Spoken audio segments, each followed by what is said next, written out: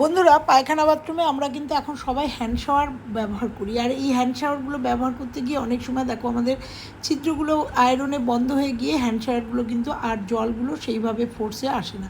তো কি করব, এর জন্য তো মিস্ত্রি ডাকার কোনো প্রয়োজন নেই। আমি বাড়িতে তোমাদের একদম ছোট্ট একটা টিপসের সাহায্যে একদম পরিষ্কার করে দেখিয়ে দেবো।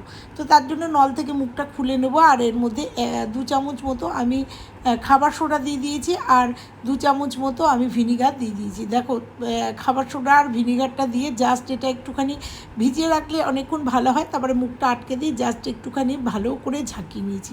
ঝাঁকিয়ে নেওয়ার পরে দেখো নলটাকে আটকে নিলাম। আটকে নেওয়ার পরে দেখো এটাকে আমি স্প্রে করলে পরেই দেখতে পারবে যত নোংরা বা ভেতরে যে আয়রন সবটা কীভাবে রিমুভ হয়ে গেছে তোমরা দেখে নাও।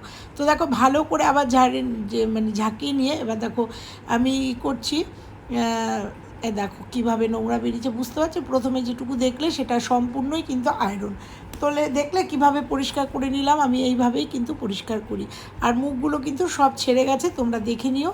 তো এইভাবে কিন্তু দেখো প্রত্যেকটা মুখ কিন্তু ছেড়ে গেছে। এইভাবে তোমরা হ্যান্ড শাওয়ার বা যে কোনো শাওয়ারের জল কিন্তু এইভাবে ছিদ্র কিন্তু পরিষ্কার করে নিতে পারো। ভালো লাগলে একটা লাইক করে দিও। টাটা।